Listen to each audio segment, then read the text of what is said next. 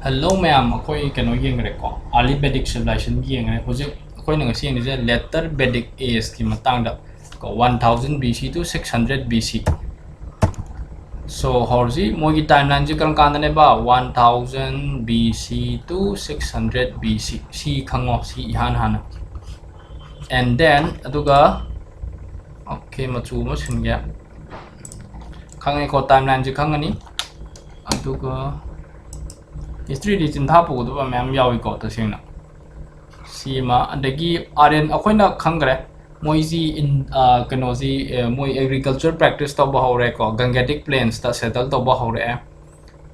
adaidi sum islom da sange ko moije haibadi yong ko map ta ko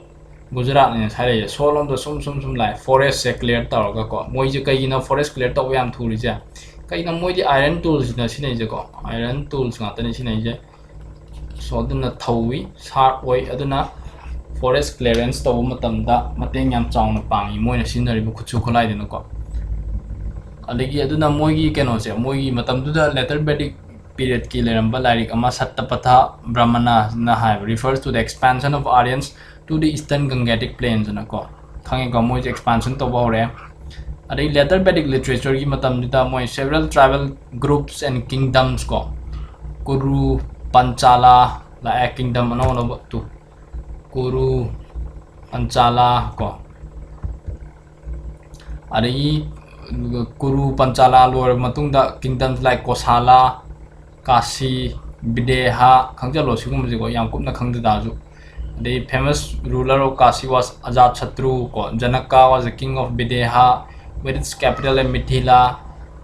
imai matandre ba Yasnaval kaya Magadha Anga Banga ko 16 mahajana padalo tam na tholopo honi ko town ni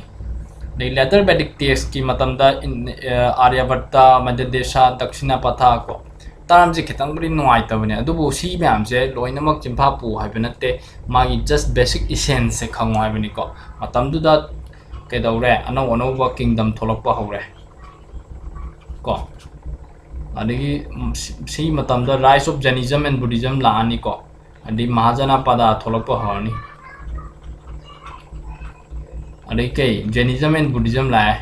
women ki status se decline to ba hore ko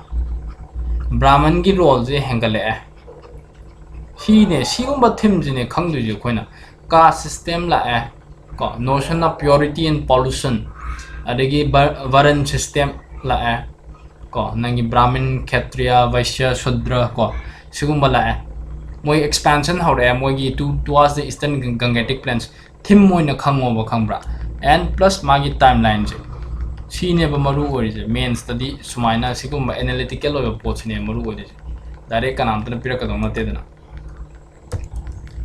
political organization kamai tawi singa kamai tawi ngasai akoi na hai gre mamang da kai hai ge ningjang ne ko akoi king du monarchical system ni hereditary oi ko ade magi assist tawna purohita lairi ko aduna purohita senani gramani di adum lairi aduna tana plus atopa official kharjo hapsan ba hore sine them mabu kana hapsan ba hore ko existing laiba administration chalai ba da han laijaramba purohita senani leibudu da atopa khara hapsan ba hore anna kaina khoni khangi de expansion hore magi matam du administration do ko more power ni lakslai je ko ani raja suya aswamedha ko baspeya consecration ceremony sacrifice ka tane ko for sacrifice chariot race su mam je tawre king ning thauji ki dawre magi ritual sacrifices ma'am tawi to strengthen his position aduna matam digi kenoji nangi more religious oe ju haibi ko oju oji di ko matam dule janapada rashtra man do punjil laga amalgamate toroga hena power do keno toro centralized torok na wi damakta chokthok pa hore ko so last kingdoms were formed royal powers were increased ko so as to enhance their political organization aduni adigi treasury officer la ko atop official chang hai ko treasury officer tax collector royal messenger smaina themes je khango the law level study kamai tawe were carried on by the village assembly ko so decentralization the ko sida decentralization of power su lai sida kaigino mogi lower level da laiba village assembly ma'am do administration do moi masa mathana tawjariba mamang da leramba sabha and samiti do magi importance decline to hore aduna kai khangi that the importance of sabha and samiti which held importance in the earlier Vedic civilization kedawra decline during this period ko sini ko na sigi theme je aduna theme oina khango ko am du ba targadi so economic conditions kamai tawi iron je marang kaina sijinai iron ji marang kaina sijinai khange ko increase use of iron in extensively sinarabanina kedawre aina hagre forest to clean to hore haibadi kedawre deforestation hangle deforestation hangle amna kedawni more lands like mangmamang ko thodi land hangle ta di kedawni agriculture practice hangle ko cultivation agriculture je became chief occupation kai kai thai agri sida aduna moije nangi barley ko rice wheat gehu ko sinyang thare manure knowledge of manure ko organic fertilizer su sijina ba hawi was an improvement ko foreign trade became extensive khongjalo a class of hereditary merchants bania society do yam prosperous ore prosper or na trading class merchant class thole ko merchants bania se ko khongjalo moji ke dawe trade and commerce in guilds known as gannas ko guilds ka khongjalo tam je them moina khango dinga sai mamang da khon ke hamen niska haidana seasonal me haina besides niska seasonal ma khak natana hujiti sana gi adagi lupa gi oiba coin thokpa hore kai sattamana krishnamala ko si thokpa hore as a media of exchange lai aduna khango ko duna niska di Vedic civilization ma tamda lai bane ba early Vedic civilization da aduga sattamana krishnamala je kan gan thole ba later Vedas ma tamda lai ko sima kasu lu de natra nongai social life ti kamai tore social life ji kai hai gra ina brahmin ga kshatriya gi mogi oiba status yam wang ba hengal lena ko aduga vaishya shudra si keno ji mogi status yam decline tore brahmin gi thak hengal le ko kshatriya gi thak hengal le fourfold division lai re ba matam du da ko fourfold division kai brahmin priest ko kshatriya warriors mo yani rule to dije vaishya shudra ko aluga harijan outcast untouchable so aduna notion of purity and pollution je sidagi uba phange ko anuai thabak tiam te toromi myam ha patriarchy was prevalent patriarchy di hande lai tendency do hengal pai wani ko increase patriarchal tendencies ko patriarchy ki tendency to hengal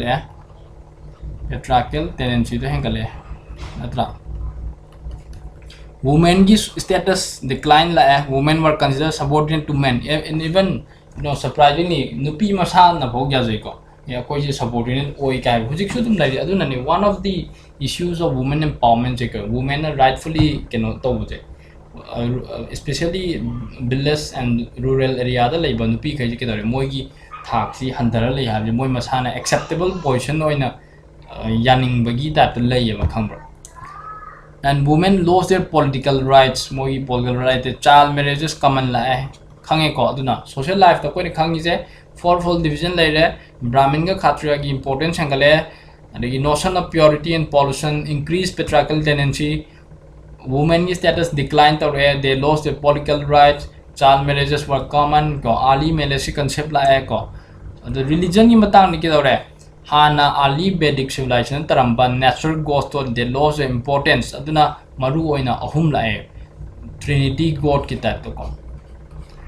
prajapati creator ko vishnu prajapati hai je keno duni brahman je ko brahma Vishnu protector Rudra destroy Rudra je keno Mahadeva Vishnu budi Vishnu le na ko lai hum je sacrifices me amji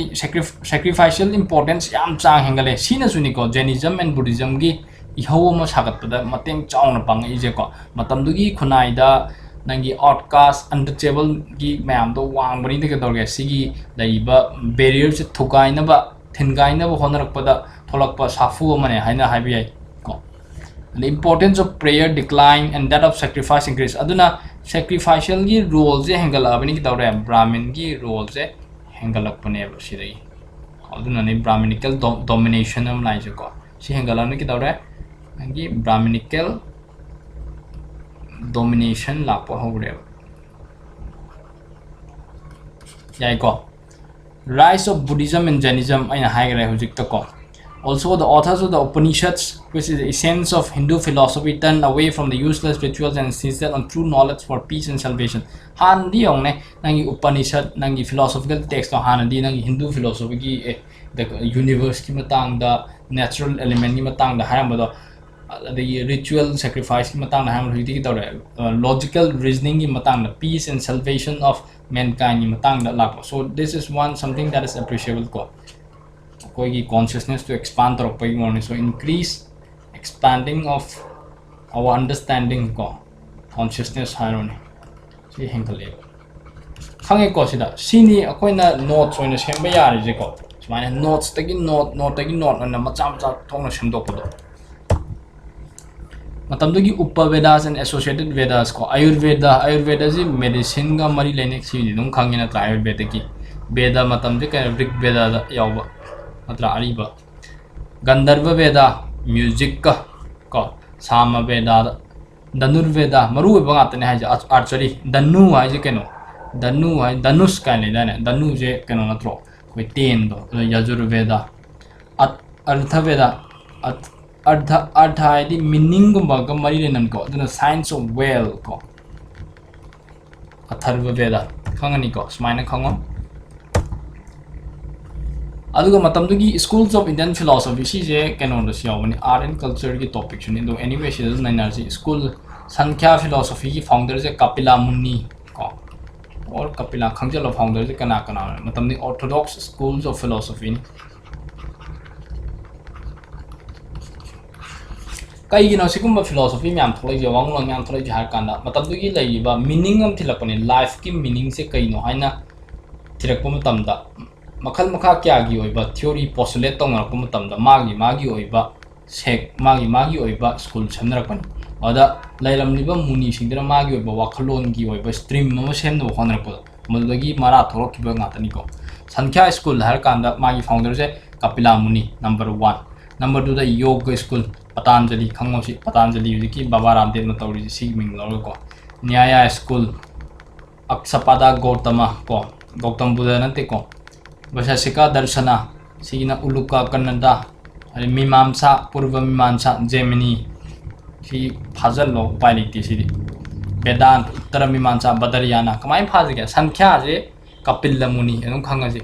Yoga Patanjali si dum khangani ko Nyaya hadi anova new haibani Gautam do new go oibani kaina khangjalo ko Gautam ko bom yawbani Aksapada Gautama sain khangjalo Vaisesika Darsha Sidi U bihi ko U ga bihi ga samne na khangjalo ko Uluka Kannada Mimamsa Purva Mimamsa Gemini kamai tawjiga SIJKLM Mimam Mim Mini kan ko Mini Gemini Mimamsa Purva Mimamsa khang ko Mini Mimamsa Vedanta Uttara Mimamsa Badarayana lemahuri ba madu oil Badarayana Vedanta Sumaina tawro hanjanjaniyango adum bapta ani ko Vedic names of Indian rivers sai turial do mogi ariba ming da kai ko Indus se kai ko wi Sindhu ko khange ko Indus Sindhu ko Jhelum jidi Vitasta ko Chenab Askini Vyas Vipasa Ravi Purusni ko Purusni na paawne Sutles Sutudari S na hawi Industry Sindhu ni khange na tra Jhelum je Vitasta Chenab Askini Vyas Vipasa Ravi Purusni MNOPQR ko